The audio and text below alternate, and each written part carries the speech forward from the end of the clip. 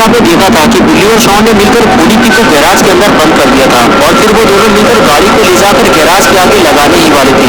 लेकिन तभी खूनी पिग गैराज खोलकर बाहर आ गया और बुल्ली और शॉन की सारी मेहनत पर पानी फिर गया। बुल्ली खूनी पिग को देखते ही पीछे हटने लगा, लेकिन पीछे से बौखलाए हुए खूनी पिग ने बुल्ली पे हमला करके उसे बेहोश कर दिया। लेकिन शॉन को पता ही नहीं चला कि खूनी पिग बाहर आ चुका है। वो तो बस अपनी धुन में बार बार गाड़ी को ऊपर नीचे करने में लगा हुआ है। खूनी पिग शॉन की जब ये हरकत देखता है तो वो भी शॉन के साथ लुका छिपी खेलने लगता है। और अब आगे की स्टोरी देखते हैं।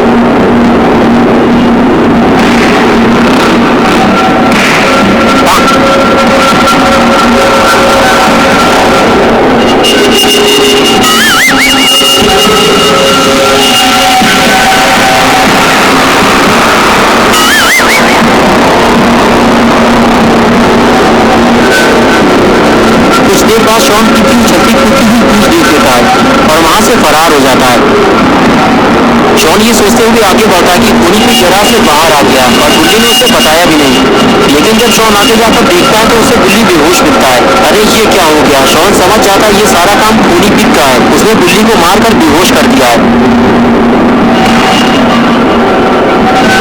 इधर कुछ देर बाद जब खूनी पिग पलट कर देखता है तो शॉन उसे वहां नहीं मिलता। पिग का दिमाग खराब हो जाता है। खूनी पिग तो शॉन के साथ खेल खेल रहा था, लेकिन शॉन उसे धोखा देकर भाग गया। ऐसा नहीं हो सकता। अरे शॉन तो यहाँ भी नहीं है। शॉन चाहे जहाँ भी हो, खूनी पिग उसे ढूंढ निकालेगा और फिर उसकी हड्डी पसली ये कर देगा। अरे ये क्या देख लिया पिग ने? इसकी तो उसे उम्मीद भी नहीं थी। शॉन के साथ साथ बुल्ली भी गायब हो गया है। 2021 में खूनी पिग का इतना बड़ा नुकसान हो जाएगा, ये तो खूनी पिग ने सोचा भी नहीं होगा। लेकिन कुछ भी हो जाए, खूनी पिग बुल्ली और शॉन को ढूंढ निकालेगा। वो इतनी आसानी से भाग नहीं पाएंगे।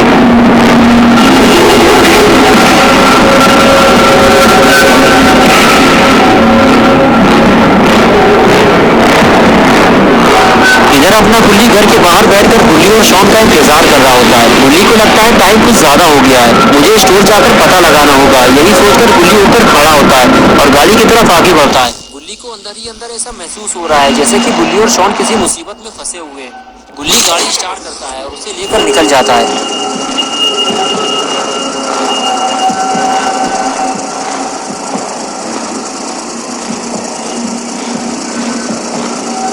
कुछ देर बाद बुल्ली पिज्जा स्टोर पहुंच जाता है, लेकिन स्टोर के बाहर इतना सन्नाटा क्यों है? कहीं स्टोर बंद तो नहीं हो गया? बुल्ली को नीचे उतरकर देखना होगा।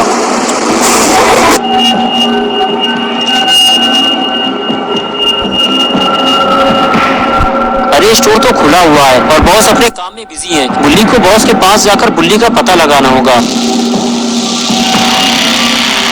बुल्ली बॉस के पास जाकर पूछता है, सर मेरा भाई बुल्ली यहाँ डिलीवरी बॉय की जॉब करता है, लेकिन अब तक वो घर नहीं पहुँचा। उसे ढूंढने के लिए मैंने अपने दोस्त शॉन को यहाँ भेजा था, लेकिन वो भी वापस नहीं लौटा। बॉस ने कहा, देखो तुम्हारा भाई एक नंबर का कामचोर निकम्मा है।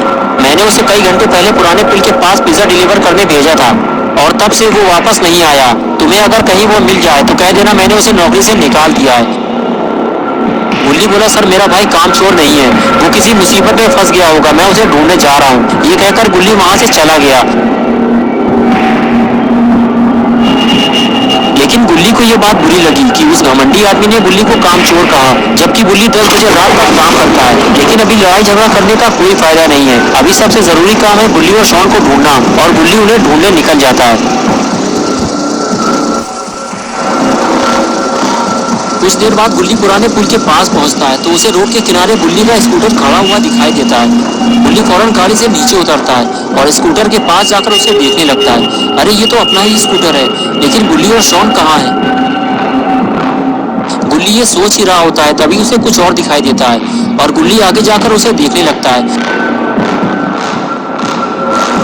बुल्ली को रोड के किनारे 2 पिज्जा बॉक्सेस मिलते हैं, जिसे देखने के बाद बुल्ली को यकीन हो जाता है कि बुल्ली और शॉन के साथ कुछ बुरा हुआ है। बुल्ली को आगे जाकर देखना होगा।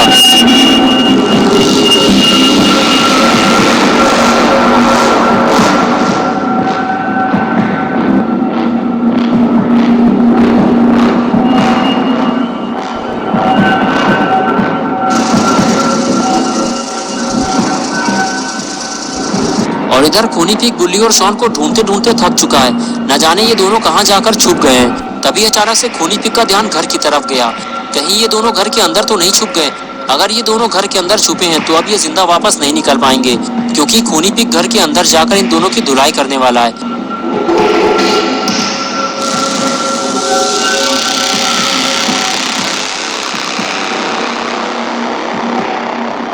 लेकिन ये क्या, ये दोनों तो घर के बाहर छुपे हुए हैं। खूनी पिग अब किसकी धुलाई करेगा? इधर अपना बॉडी बॉय शॉन बुल्ली को होश में लाने की कोशिश कर रहा है ताकि दोनों यहाँ से निकल सकें। अगर खूनी पिग घर से बाहर आ गया तो यहाँ से भागना मुश्किल हो जाएगा।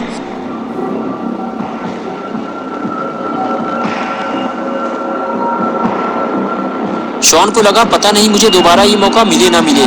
बुल्ली को खींचकर यहाँ से बाहर निकालना ही सही रहेगा। और फिर वो उसे खींचता हुआ वहां से ले जाने लगा। लेकिन शॉन को ये काम जल्दी करना होगा। अरे बाप रे, ये कैसी आवाज है? लगता है खूनी पिग घर से बाहर आ रहा है।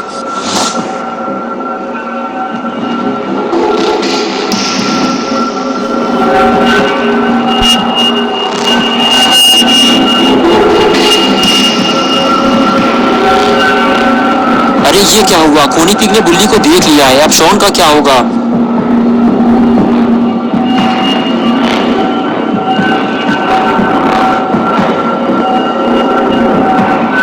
बुल्ली को देखने के बाद खूनी पिग शॉन को ढूंढने लगा।